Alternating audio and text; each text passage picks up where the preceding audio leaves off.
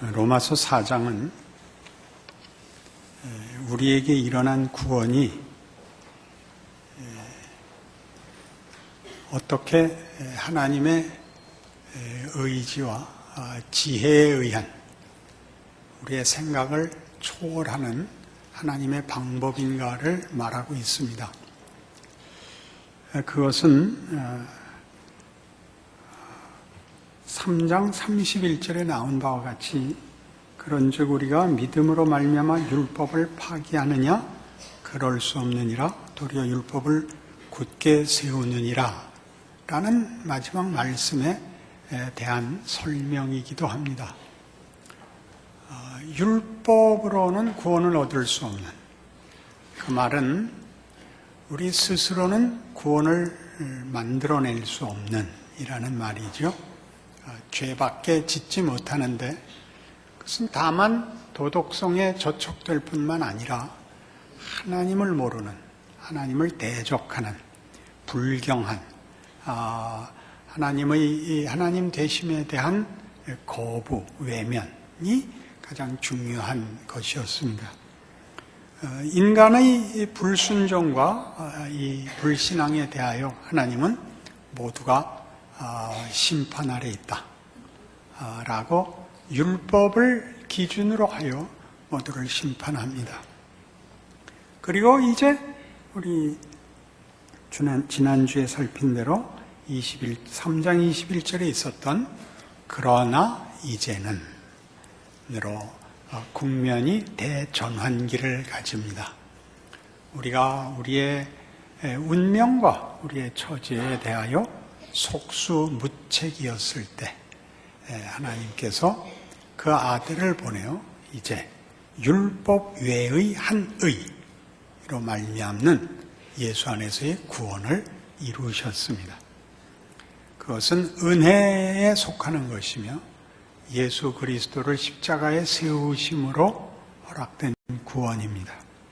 그것은 모든 믿는 자에게 구원을 주시는 하나님의 은혜요, 하나님의 능력이었습니다.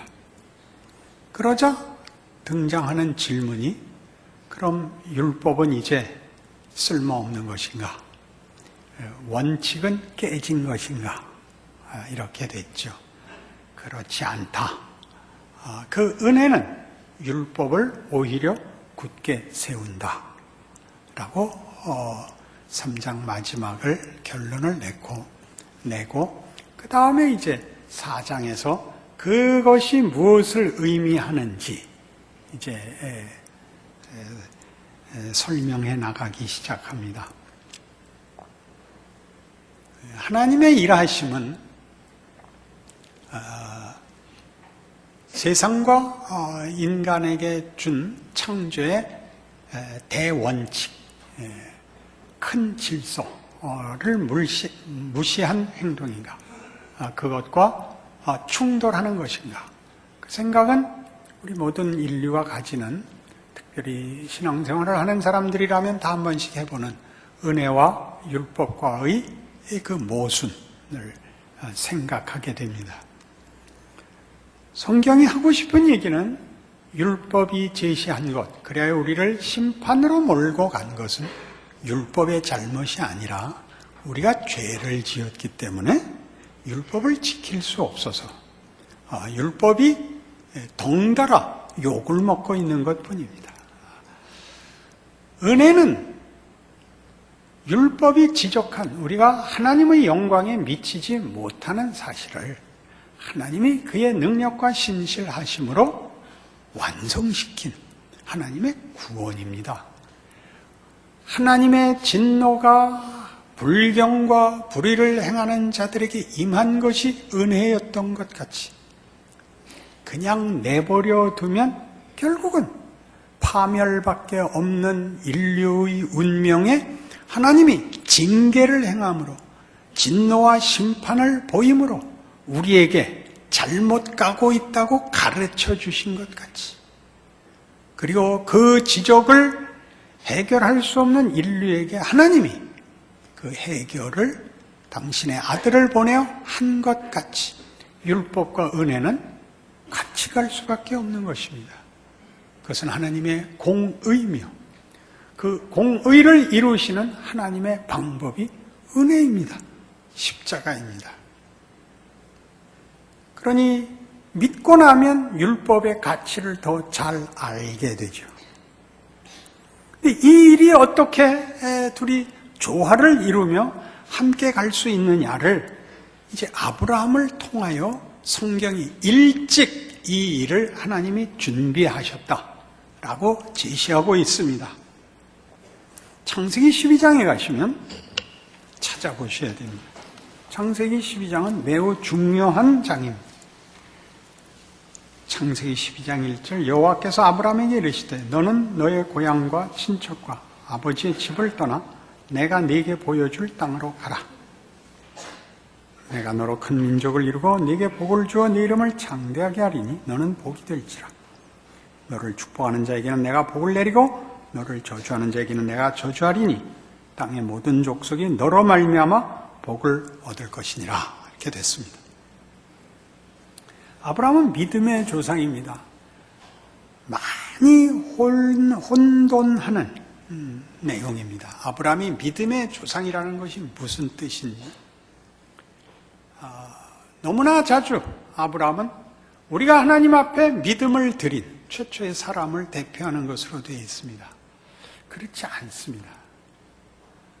로마서 3장에서 마지막 로마서 1장 18절에서 로마서 3장 20절까지 다뤘던 내용은 인간은 희망이 없다였습니다. 하나님을 찾는 자가 없고 의를 행하는 자 없다. 모든 입을 막고 모두를 심판 아래 가둔 것이 로마서 1장 18절에서 3장 20절까지의 논증이었습니다. 아무도 능력도 없고 요구하지도 않고 마음에 그 경건한 생각을 가진 자가 없다였습니다. 아브라함의 부름이 그렇습니다. 12장 아닙니까? 1장에서 11장까지 있죠. 1장과 2장이 창조를 말하고 있고 3장에서 타락합니다. 타락의 증거가 현상이 현실에 드러납니다.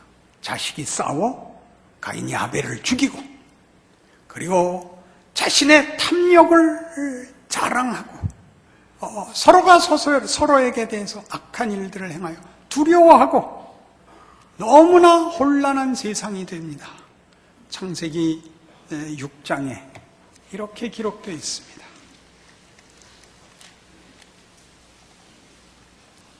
창세기 6장 5절 여호와께서 사람의 죄악이 세상에 가득함과 그의 마음으로 생각하는 모든 계획이 항상 악할 뿐임을 보시고 땅 위에 사람 지으셨음을 한탄하사 마음에 근심하시고 이르시되 내가 창조한 사람을 내가 지면에서 쓸어버림되 사람으로부터 가축과 기는 것과 공중의 새까지 그리하리니 이는 내가 그것들을 지었음을 한탄함이니라 하시니라. 하나도 하나님의 창조의 목적과 부합되는 존재들이 없습니다. 인간 중에 말이죠. 그래서 노아 홍수 대심판이 일어납니다. 노아를 통하여 모든 생물들을 살려놓기는 했지만 대심판을 지구 역사에 하나님께서 행하셨었죠. 그리고 노아 홍수가 끝난 다음에 이 노아의 제사를 받으면서 8장 20절 창세기 8장 20절 노아가 여호와께 제단을 쌓고 모든 정결한 짐승과 모든 정결한 새 중에서 제물을 취하여 번제로 제단에 드렸더니 여호와께서 그 향기를 받으시고 그 중심에 이르시되 내가 다시는 사람으로 말미암아 땅을 저주하지 아니하리니 이는 사람의 마음이 계획하는 바가 어려서부터 악함이라. 내가 전에 행한 것 같이 모든 생물을 다시 멸하지 아니하리니 땅이 있을 동안에는 심음과 거둠과 추위와 더위와 여름과 겨울과 낮과 밤이 쉬지 아니하리라. 이제 하나님이 인간의 악함을 인하여 심판하지 않기로 했습니다. 인간은 소망이 없습니다. 그걸로 세상을 심판하지 않기로 했습니다. 그리고 보존했더니 여러분 잘 아시는 바벨탑을 11장에 가서 쌓습니다. 11장 가보시죠. 창세기 11장이죠. 온 땅의 언어가 하나요? 말이 하나였더라. 이에 그들이 동방으로 옮기다가 신할 평지를 만나 거기 거류하며 서로 말하되 자 벽돌을 만들어 견고히 굽자 하고 이에 벽돌로 돌을 대신하며 역청으로 진흙을 대신하고 또 말하되 자 성읍과 탑을 건설하여 그 탑 꼭대기를 하늘에 닿게 하여 우리 이름을 내고 온 지면에 흩어짐을 면하자 하였더니 여호와께서 사람들이 건설하는 그 성읍과 탑을 보려 내려오셨더라. 여호와께서 이르시되 무리가 한 족속이요 언어도 하나이므로 이같이 시작하였으니 이후로는 그 하고자 하는 일을 막을 수 없으리라. 자 우리가 내려가서 거기서 그들의 언어를 혼잡하게 하여 그들이 서로 알아듣지 못하게 하자 하시고 여호와께서 거기서 그들을 온 지면에 흩으셨으므로 그들이 그 도시를 건설하기를 그쳤더라. 그러므로 그 이름을 바벨이라 하니 이는 여호와께서 거기서 온 땅의 언어를 혼잡하게 하셨음이니라. 여호와께서 거기서 그들을 온 지면에 흩으셨더라. 사람들이 많이 모여서 권력이 커지면 큰일 난답니다. 우리 역사에 대한 그 보고 중에 이런 구절이 있죠. 부패하지 않는 권력은 없다. 개인도 부패하고 그것이 합쳐서 힘이 커지면 더 크게 부패한다. 그럼 아무것도 안 해야 되느냐? 혼자 있어도 부패한다. 여러분은 그렇게까지 그런 본성적인 그 인간에 대한 어떤 신뢰, 어떤 희망을 갖고 있을 것입니다. 의인은 없나니 하나도 없다. 이 선언에 대하여 여러분 스스로 하시는 날이 빨리 와야 됩니다. 의인은 없으니 하나도 없다. 시간에 쫓겨 사는 것이 다행이다. 돈 있고 힘 있으면 나도 망하고 여럿 망하게 할 것이다. 기억해야 됩니다. 그리고 아브라함이 등장하는 겁니다. 이게 뭘 뜻합니까? 이 대책이 없는, 희망이 없는 인류 현실에 하나님이 아브라함으로 새로운 일을 시작하십니다. 우리 로마서 3장 21절이 그러나 이제는 이라고 말함으로써 그 앞과 뒤를 예수로 나누듯이 아브라함을 부름으로써 그 앞과 뒤를 나누는 것입니다. 아브라함은 뭐가 되죠? 내가 너로 큰 민족을 이루고 네게 복을 주어 네 이름을 창대케 하리니 너는 복이 될지라. 가 되는 겁니다. 하나님이 사람 지으셨음을 한탄하고 지면에서 쓸어버리고 내려가 흩어버릴 수밖에 없는 인류 현실에 하나님이 새로운 일을 시작하는 것입니다. 그러니까 여기야말로 그러나 이제는 에 대한 구약 저 먼 옛날에 하나님이 인류에 대해서 가지셨던 은혜로우신 구원과 그 시작, 그 실제로 일하신 역사이지요. 창세기 15장에 와보세요. 아브라함에 관한 이 일들은 우리에게 이 시각을 분명하게 해줍니다. 창세기 15장. 이후에 여호와의 말씀이 환상 중에 아브라함에게 임하여 이르시되 아브라함아 두려워하지 말라. 나는 네 방패여 너의 지극히 큰 상급이니라. 아브라함이 이르되 주 여호와여 무엇을 내게 주시려 하나이까? 나는 자식이 없사오니 나의 상속자는 이 다메섹 사람 엘리에셀이니이다. 아브라함이 또 이르되 주께서 내게 씨를 주지 아니하셨으니 내 집에서 길린 자가 내 상속자가 될 것이니이다. 여호와의 말씀이 그에게 임하여 이르시되 그 사람이 네 상속자가 아니라 네 몸에서 날 자가 네 상속자가 되리라 하시고 그를 이끌고 밖으로 나가 이르시되 하늘을 우러러 뭇별을 셀 수 있나 보라. 또 그에게 이르시되 네 자손이 이와 같으리라. 아브라함이 여호와를 믿으니 여호와께서 이를 그의 의로 여기시고 또 그에게 이르시되 나는 이 땅을 네게 주어 소유를 삼게 하려고 너를 갈대아인의 우르에서 이끌어낸 여호와니라. 그가 이르되 주 여호와여 내가 이 땅을 소유로 받을 것을 무엇으로 알리이까? 여호와께서 그에게 이르시되 나를 위하여 3년 된 암소와 3년 된 암염소와 3년 된 수량과 산비둘기와 집비둘기 새끼를 가져올지니라. 아브라함이 그 모든 것을 가져다가 그 중간을 쪼개고 그 쪼갠 것을 마주 대하여 놓고 그 새는 쪼개지 아니하였으며 솔개가 그 사체 위에 내릴 때는 아브라함이 쫓았더라.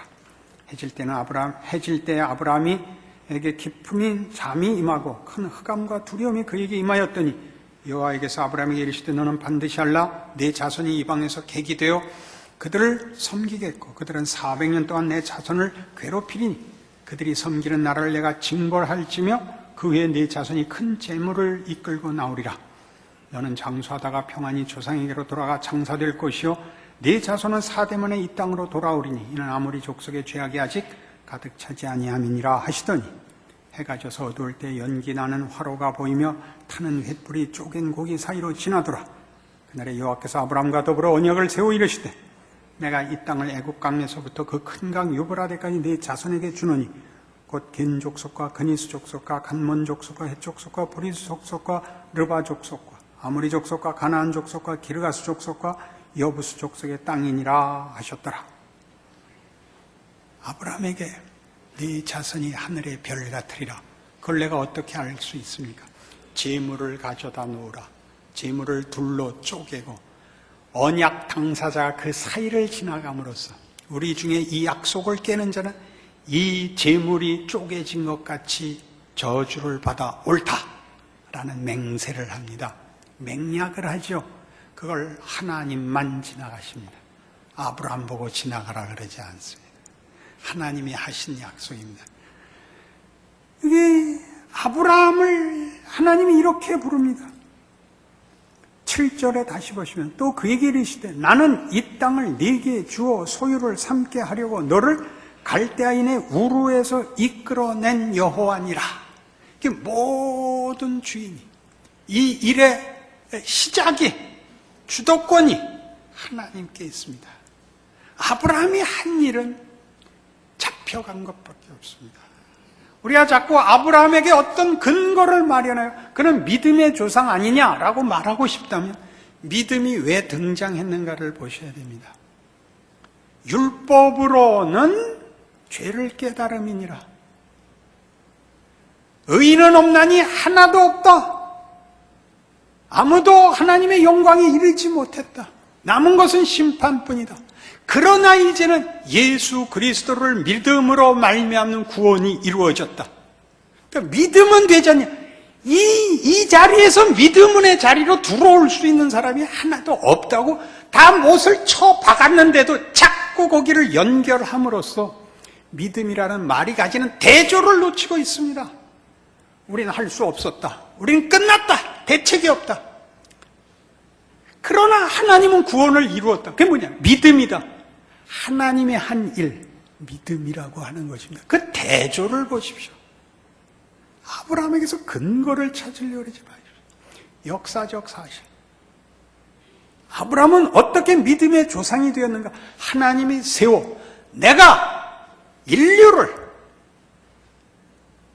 축복하고 내 능력과 신실함과 은혜로 말미암아 내 백성으로 기억하고 만들고 말겠다의 첫 번째 대상 아브라함.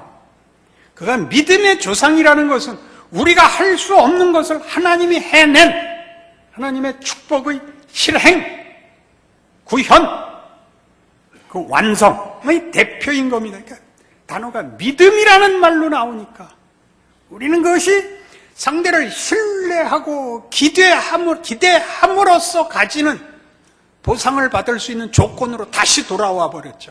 그러나 이제는으로 쪼개놓은, 여기 재물을 쪼개놓은 둘이 연결할 수 없는 그 간격을 우린 자꾸 메꿉니다. 우리가 한 것 같이. 아브라함이 믿음을 우리가 이해하는 믿음을 안 가졌다는 뜻이 아닙니다. 그건 결과입니다. 하나님이 이 일을 하셔서 이제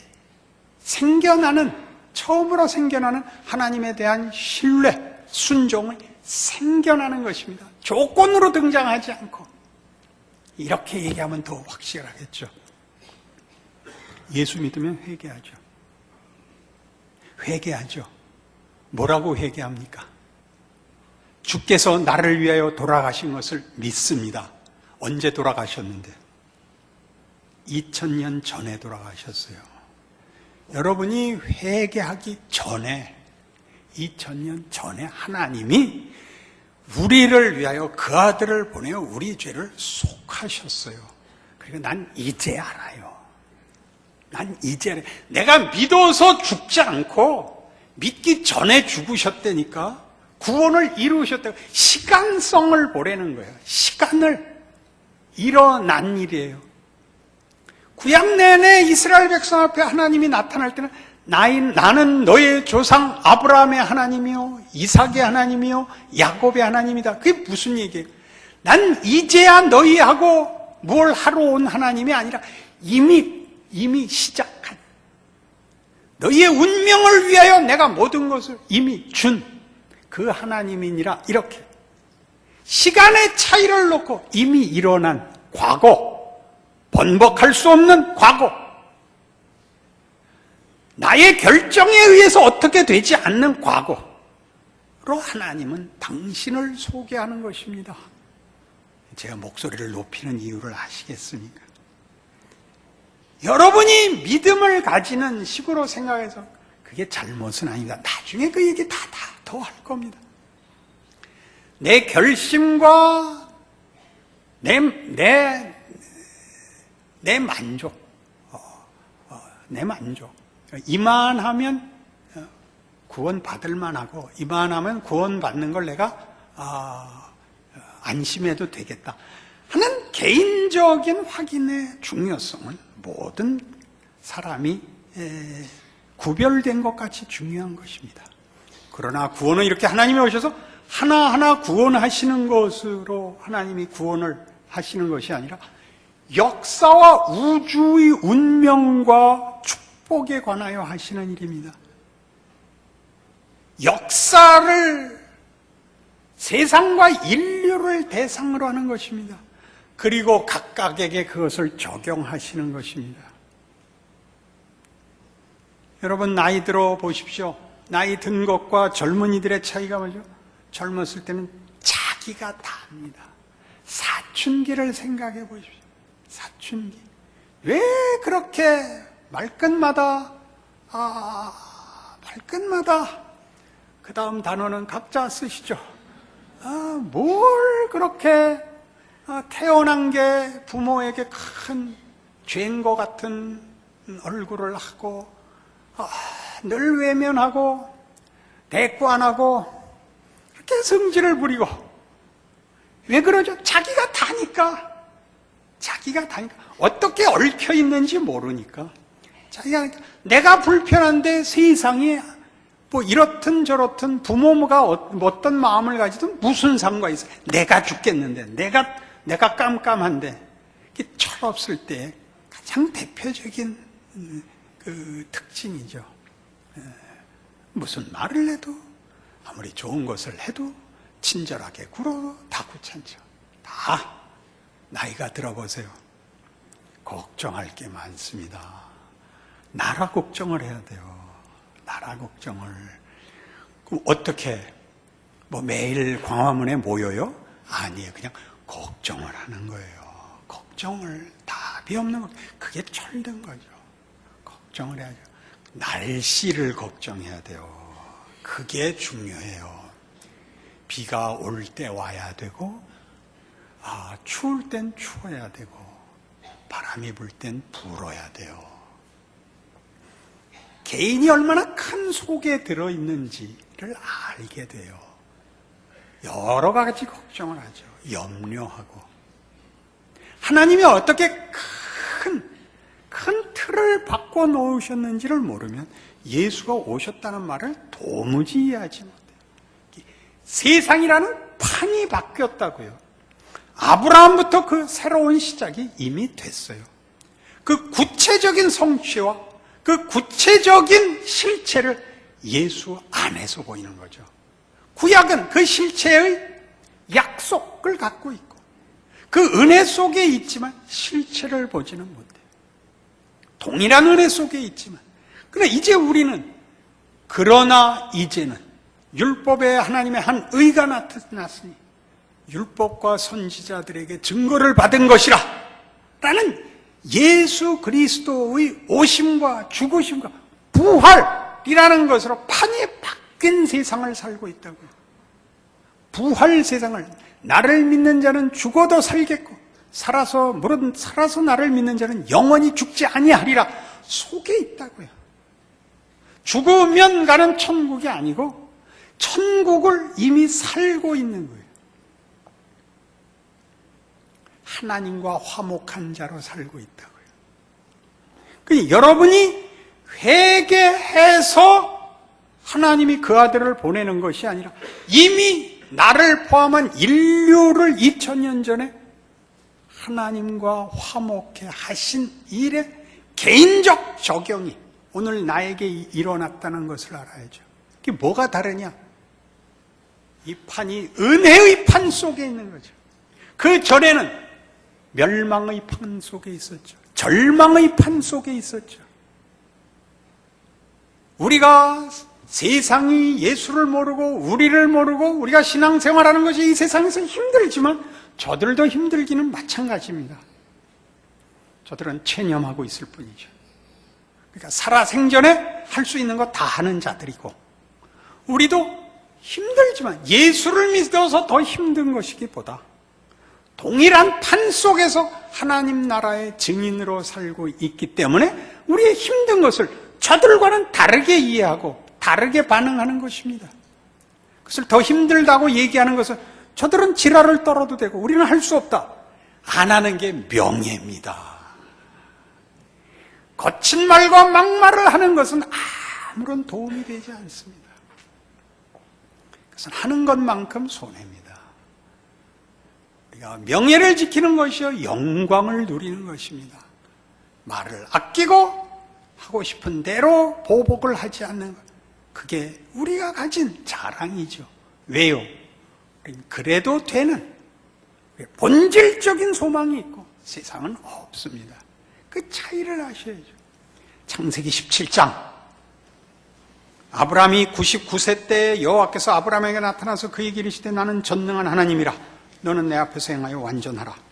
내가 내 언약을 나와 너 사이에 두어 너를 크게 번성하게 하리라 하시니, 아브라함이 엎드렸더니 하나님이 또 그에게 말씀하여 이르시되 보라, 내 언약이 너와 함께 있으니 너는 여러 민족의 아버지가 될지라. 이제 후로는 내 이름을 아브라함이라 하지 아니하고 아브라함이라 하리니 이는 내가 너를 여러 민족의 아버지가 되게 함이니라. 아직 이삭을 낳기 전에, 열국이 생기기 전에, 아브라함의 후손의 열국이 만들어지기 전에 아브라함은 이미 이름을 가지는 겁니다. 우리는 이미 성도요, 신자요, 하나님의 자녀입니다. 이름만 가진, 거죽만 가졌다는 뜻이 아니고 실제로 하나님 앞에서 그렇습니다. 아브라함이라는 이름이 먼저 주어집니다. 그 모든 일에 무엇이 그 조건으로 등장합니까? 내가입니다. 내가 너로. 그 아버지가 그 아들을 보내요. 아브라함에게 한 것과 똑같이 예수를 믿는 자는 멸망치 않고 영생을 얻으리라. 그런 약속으로 신구약이 연속성을 가지고 있는 것입니다. 이 출애굽기 3장에 가면 모세가 그의 백성을 구하도록 하나님 앞에 부름을 받는 장면이 나옵니다. 여기 이런 말들이 어떻게 쓰이고 있는가 한 번 더 확인해 보십시다. 출애굽기 3장 11절입니다. 모세가 하나님께 아뢰되 내가 누구이기에 바로에게 가며 이스라엘 자손을 애굽에서 인도하여 내리까? 하나님이 이르시되 내가 반드시 너와 함께 있으리라. 네가 그 백성을 애굽에서 인도하여 낸 후에 너희가 이 산에서 하나님을 섬기리니 이것이 내가 너를 보낸 증거니라. 모세가 하나님께 아뢰되 내가 이스라엘 자손에게 가서 이르기를 너희의 조상의 하나님이 나를 너희에게 보내셨다 하면 그들이 내게 묻기를 그의 이름이 무엇이냐 하리니 내가 무엇이라고 그들에게 말하리이까? 하나님이 모세에게 이르시되 나는 스스로 있는 자 아니라 또 이르시되 너는 이스라엘 자손에게 이같이 이르기를 스스로 있는 자가 나를 너희에게 보내셨다 하라. 하나님이 또 모세에게 이르시되 너는 이스라엘 자손에게 이같이 이르기를 너희 조상의 하나님 여호와 곧 아브라함의 하나님 이삭의 하나님 야곱의 하나님께서 나를 너희에게 보내셨다 하라. 이는 나의 영원한 이름이요 대대로 기억할 나의 칭언이라. 나는 스스로 있는 자요 너희 조상의 하나님이다. 조상의 하나님이 무슨 뜻이었다고요? 이미 약속하고 이미 시작하신 하나님. 지금 와서 그렇게 될 것인가 말 것인가를 하나님과 우리 사이에 합의해야 시작이 되는 일이 아닌, 하나님이 이미 아브라함을 불러 순전히 하나님 스스로가 이 목적과 이 내용을 지켜내기로 약속하여 시작된 인류의 새로운 역사, 아브라함을 조상으로 하는 그의 후손들, 그것이 오늘 로마서 4장에 나타난 바로 아브라함에 대한 해석입니다. 믿음의 조상. 하나님이 인간을 그들의 조건과 자격에 의하여 운명을 결정하지 아니하시고 자신의 신실하심과 복 주심으로써 새로운 인류를 만들기로 한 사람의 대표. 그렇게 예수 안에서 우리에게 허락된 구원. 우리가 믿는 신앙 고백과 소망들이 얼마나 큰 약속 속에 이미 성취된 것인가를 기억하여 여러분의 삶에 이 말, 나는 스스로 있는 자니라, 나는 너희 조상의 하나님이니라, 나는 내 아들을 너희에게 준 네 하나님 여호와니라 라는 말씀의 깊이를 이해하여 세상을 이기시고 여러분 자신의 못난 것을 이기시는 신앙의 용사가 되기를 권합니다. 기도하십시다. 하나님 아버지 은혜를 감사합니다. 하나님이 세상과 역사의 주인이시며 우리 각각에게 아버지이십니다. 우리 하나님을 아버지라 부르며 이 세상이 하나님의 손 안에 있고 그 복 주시려는 하나님의 뜻 가운데 있는 것과 그 속에서 우리가 하나님의 자녀로 사는 영광된 책임이 있는 것을 확인합니다.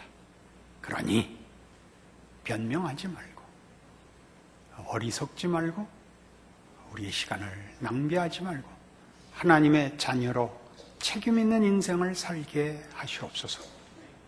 세상이 우리에게 주는 위협과 시험 앞에서 하나님의 사람답게 하시옵소서. 하나님의 자녀가 되었은즉 그 영광을 누리는 생애가 되게 하여 주시옵소서. 예수님 이름으로 기도합니다.